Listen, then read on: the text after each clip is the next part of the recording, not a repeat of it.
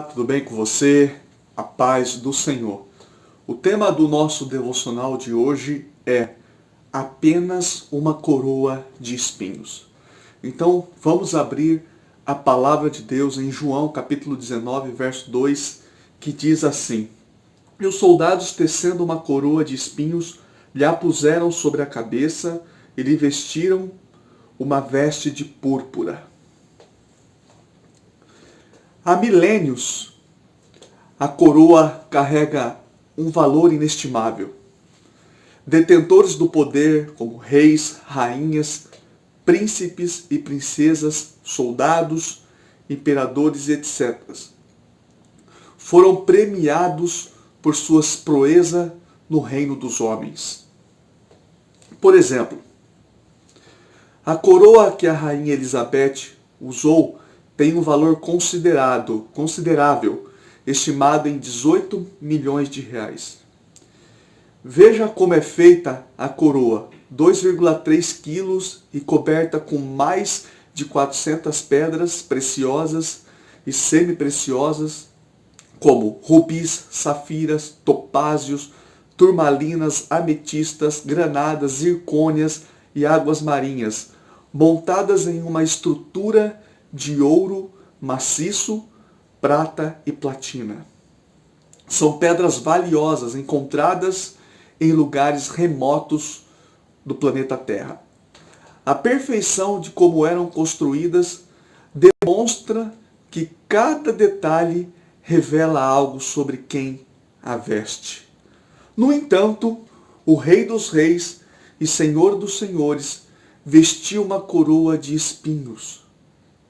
E de acordo com um especialista na área, abre aspas, a coroa de espinhos foi um instrumento de tortura utilizado pelos romanos durante a crucificação de Jesus.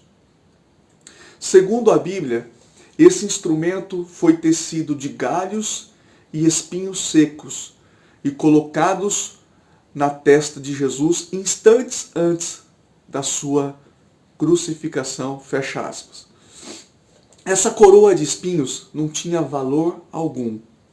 Eram objetos feitos à mão para o objetivo de crucificá-lo e construído para matar o Filho de Deus, a despeito de tudo o que ele tinha feito e demonstrado em seu ministério terreno. Enquanto muitos foram e são exaltados por seus grandes atos, o Filho do Homem foi rejeitado, humilhado e desprezado para a redenção de muitos. A grandeza do Evangelho encontra-se na humilhação do Filho de Deus se tornar maldição por nós na cruz do Calvário. Olha o que o apóstolo Paulo disse em Gálatas, capítulo 3, verso 13. Cristo nos resgatou da maldição da lei, fazendo-se ele próprio maldição em nosso lugar. Porque está escrito, maldito todo aquele que for pendurado em madeiro. Ou seja, o próprio Deus se tornou homem para nos resgatar da maldição da lei, que consiste somente de ordenanças.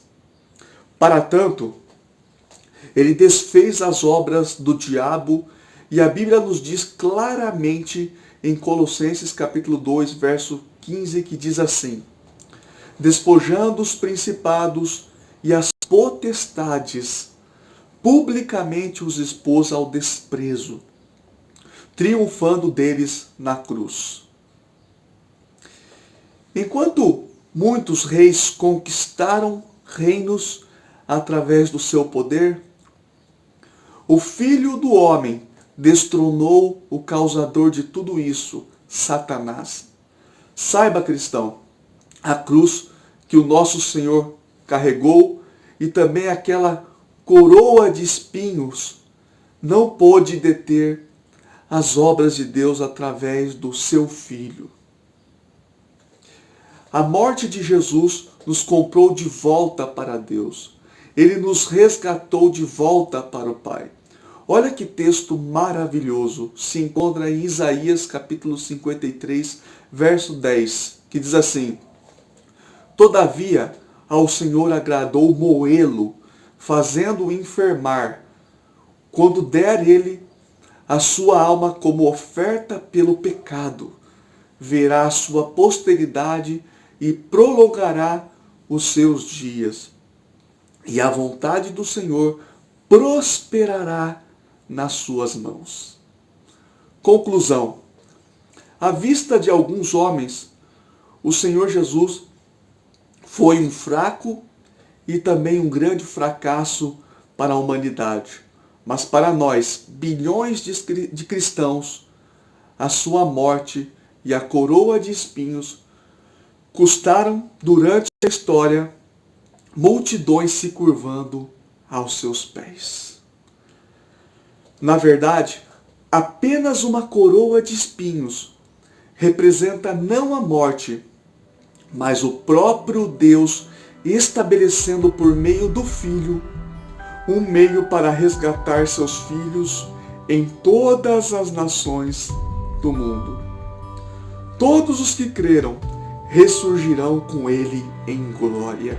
Amém? E lembre-se, tudo começa na cruz e termina na cruz. Deus te abençoe grandemente, fica na paz e até mais.